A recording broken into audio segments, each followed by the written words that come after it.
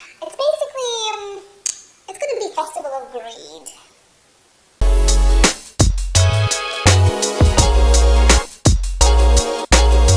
Hi friends, I'm Marie Leora and I welcome you to my channel.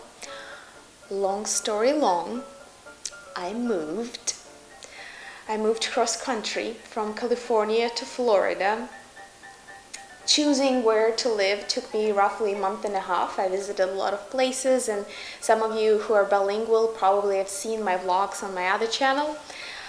Anyway, I packed 3 suitcases in the process because I knew I would be looking for a place. I would be on the move for at least 3 weeks when I moved.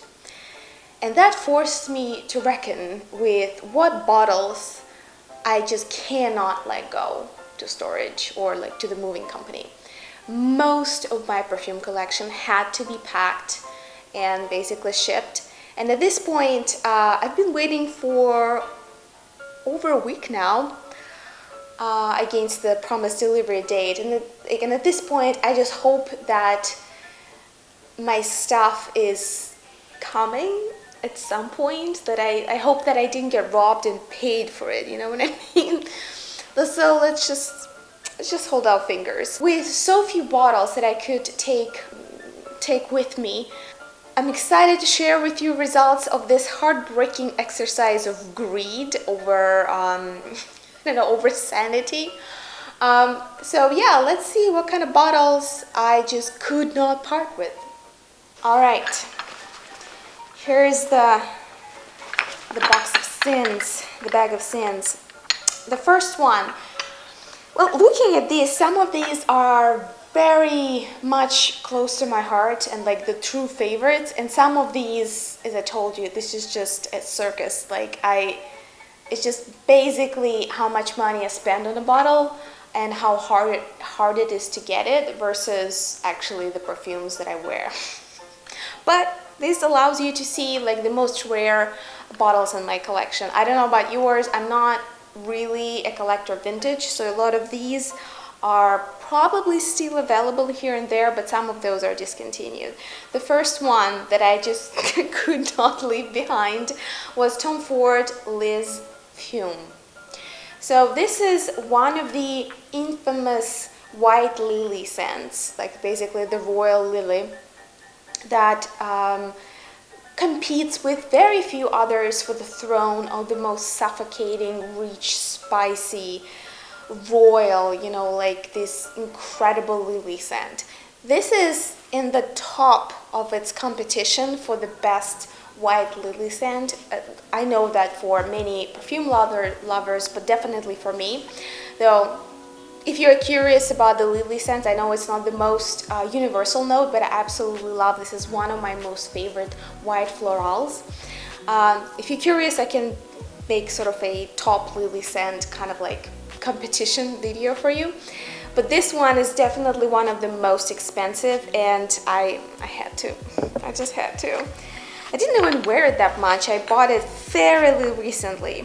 The other one, also lily, another one that I just had to take with me because this is just truly too expensive. This is purely a greed kind of thing. I can't say that this is a favorite, but I like it. Roja lily is just too damn expensive to, leave behind, so I brought it with me. To me, this is more like a super sweet frangipani kind of, almost like Gardenia scent, maybe with kind of flavor of tuberose rather than the pure lily, but I like it nevertheless.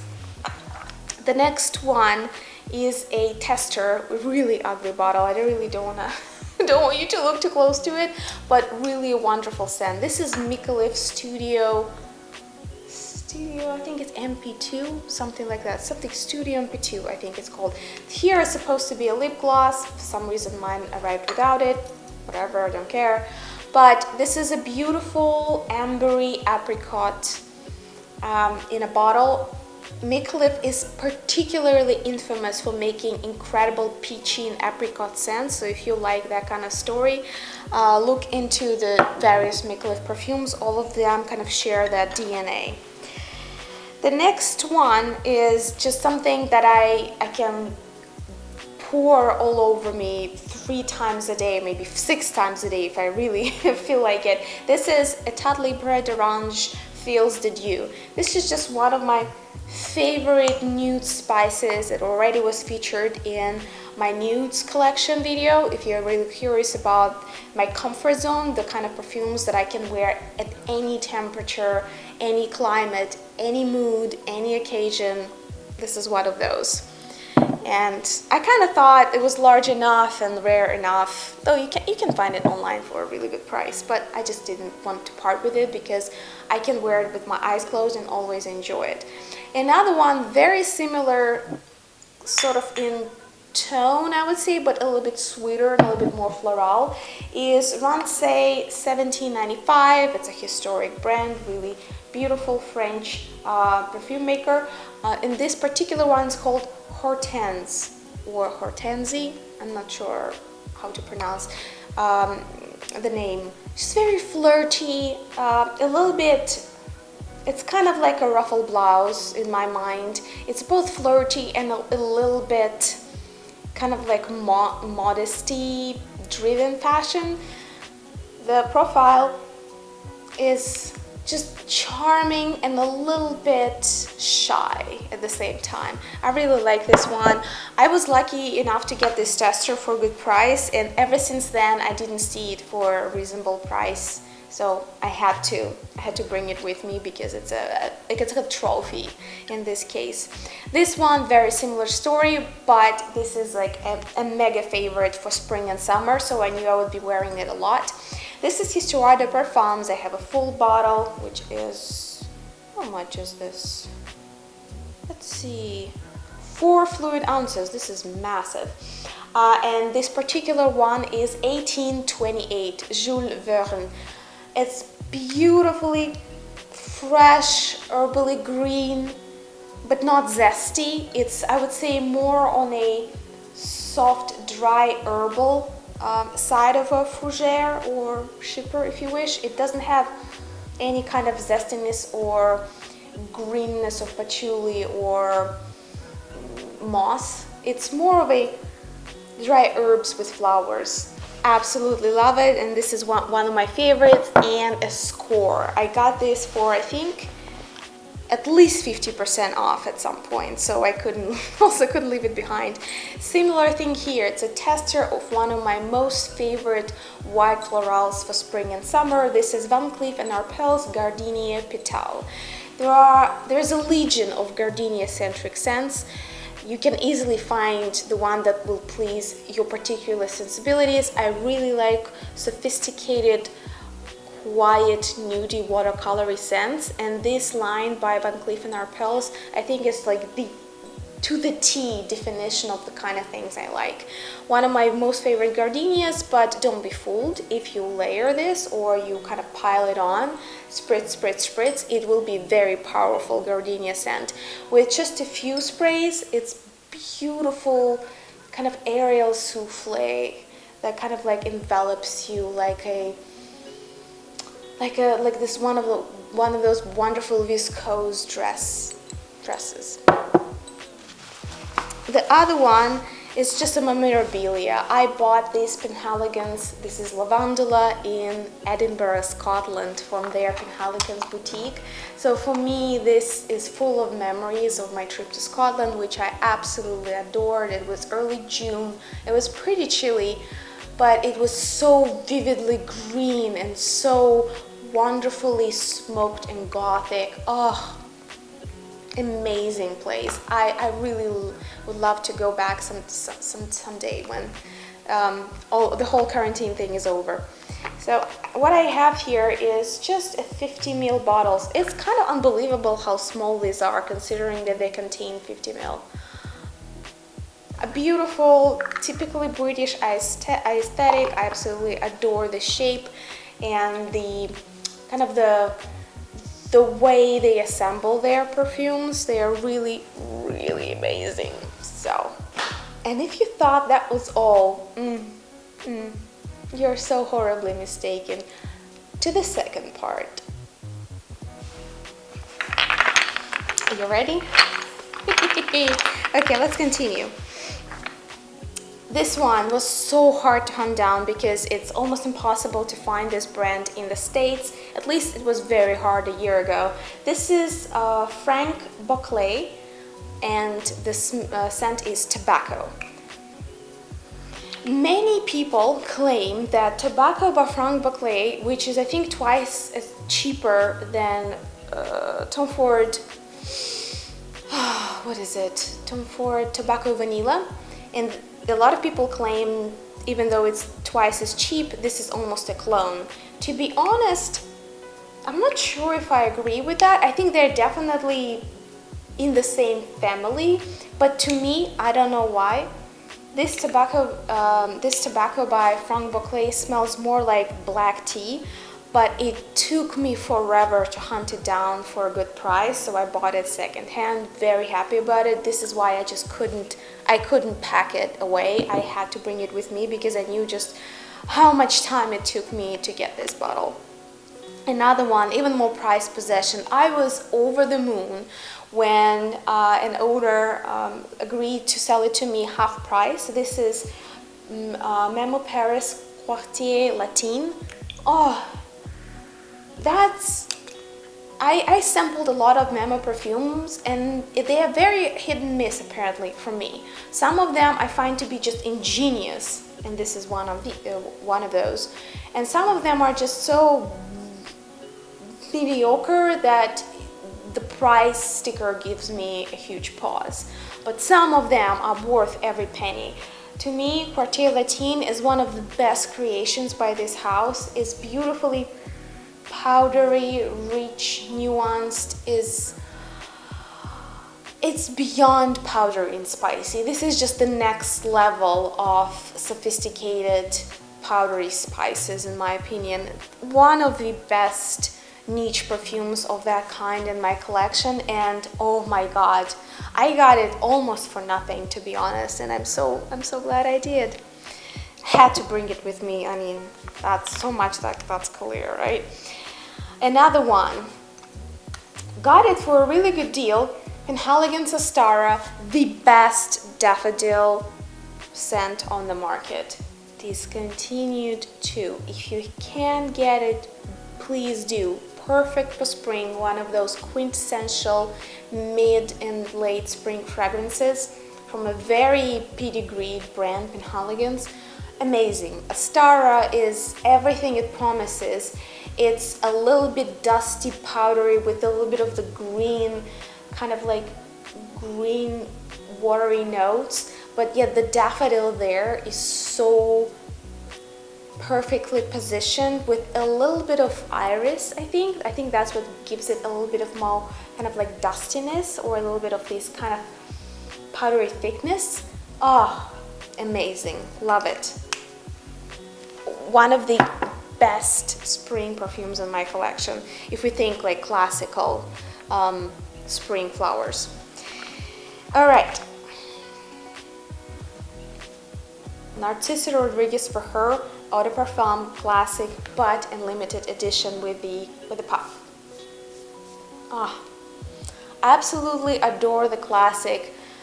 It was at some point really overhyped when it just came out, and I think now it kind of is living through its sort of second birth, because there's a whole new generation of people who didn't see it being released, who didn't know about Narciso Rodriguez's approach to dark, seductive, animalistic, very erotic musks.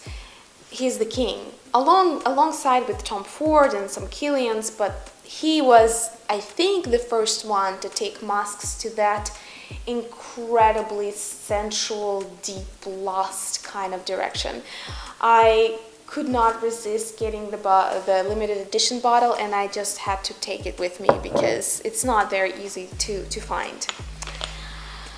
the only full-size Amouage that I have. I finally got the hang of Amouage brand. It's probably one of the very few kind of Arabic brands that I really do understand, dig, and love.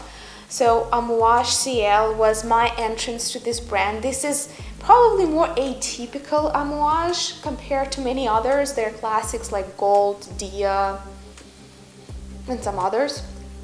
I'm very curious about the green one. I think it's called Epic.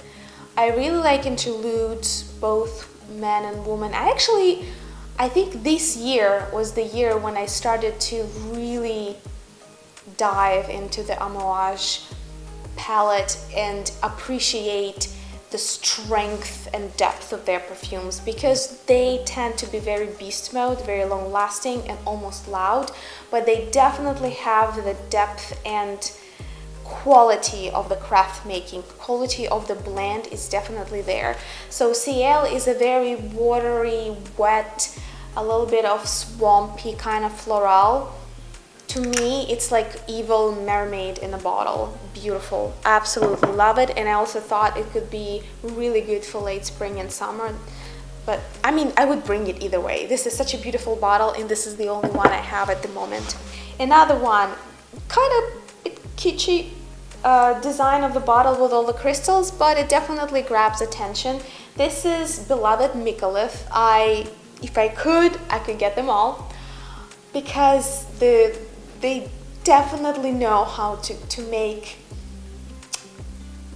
well balanced, not too sweet, not too sharp, not too fresh, not too gourmand scents. And this is Royal Rose Oud, the first Rose Oud that I really liked, because they tend to be, this is a very classic combination, rose plus oud, but this is the first one that was so clean, so it's like sterilized, disinfected rose and oud. There's absolutely nothing dirty or animalistic about it, and yet it has both the richness of rose and the solid foundation of oud. But I guess here the rose is more of a morning rose with a little bit of that very typical Micallef kind of peachy, apricot-y, ambery base, kind of the heart, and dry, light, book-like, like all the smell of old dry books, that kind of oud. Oh, I absolutely adore it. So I had to bring it with me. Oh, the love of my life. One of the cuddliest almond scents on this planet. This is Carner Barcelona Tardes.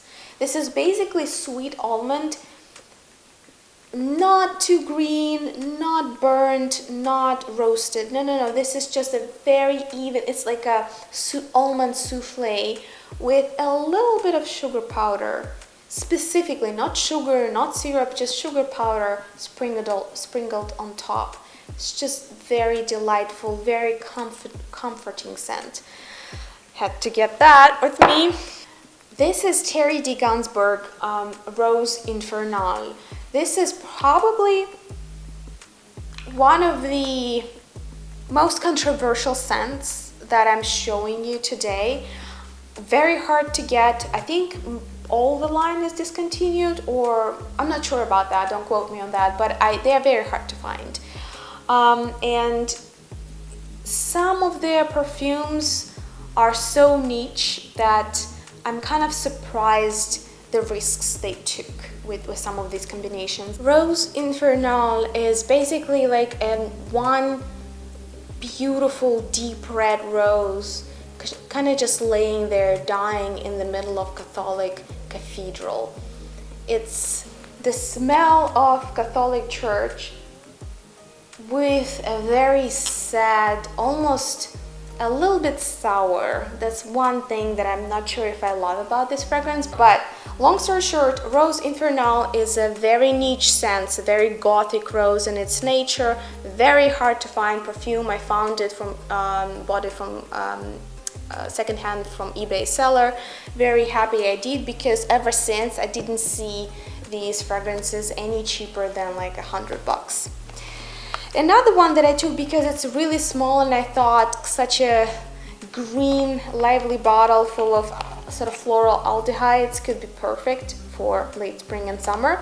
This is Histoires de Parfums, probably one of my favorite niche brands at this point, and the fragrance is 1831. Oh, I've lost the booklet that explains what the fragrance is about, but yeah, long story short, this is just like a little bit herbal, very typical for Histoires de Parfums kind of DNA.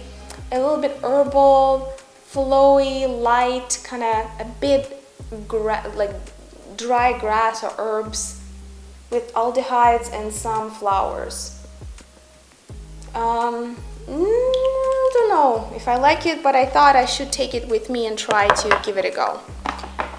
I also scored it on a pretty good deal. Okay, and the last one is something that I bought not so cheap and immediately regretted it, and just now I have to live with the consequences. This is L'Artisan Parfumeur Tea for Two. A coveted, very hard to find scent, which I, turns out, don't really care for. At least not now.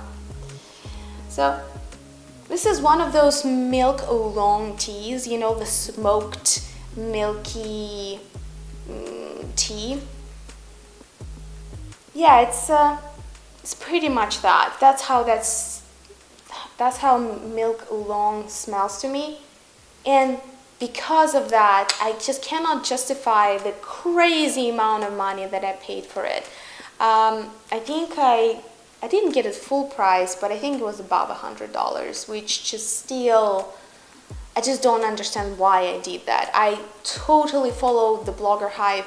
I just read so much about this perfume, so much praise. It's like, oh, this is most amazing, this, that. It's very hard to find. I don't know, just something cracked in me, and when I saw it on eBay, I bought it. It's fine, I guess. The bottle, the new formulation, the new packaging that L'Artisan does now, I guess I can dig it. I used to prefer their gold packaging, but this is good too. As much as I am devoted to this brand overall, and I probably have the most of this brand. Actually, that's a good question. I should probably count. If you're curious about the top 10 brands that I have the most perfumes from, let me know in the comments below. This is just the price shock. It was an emotional purchase of a perfume that was expensive, that it didn't even last after. So no surprise, I was disappointed when it turned out not to be special, at least in my collection. So I couldn't leave it behind just out of pure greed. There's absolutely no other reason to keep it around, but I promised to be honest, and here you go. So this is the perfume bottles that I grabbed first, that I just couldn't leave behind. I was somewhat surprised by my selection. Some of these are truly my favorites, as I already described to you, and some of these just showed me how monetary losses driven I can be sometimes. I don't know about you, but once you pay over $100 or 100 euros per bottle, apparently it grows on you. You kind of appreciate it at the end of the day more than the perfumes that I truly wear every day, but I know I can buy again and not pay that much. I packed them away, and you know, waiting over a week now to see them again, hopefully soon. And these expensive bottles that rather puzzle me than give me pleasure, I had to bring with me, just had to, you know. Not proud of it, but it is what it is. Now you let me know what perfumes from your collection would you pack in your suitcase if you had to move, I don't know, to another continent, and you can only bring, let's say, 10 or 20. Which ones? Be honest. Be honest. I was honest with you. I deserve honesty back. Please let me know. Thank you so much for watching, and I'll see you in the next video. Don't forget to subscribe.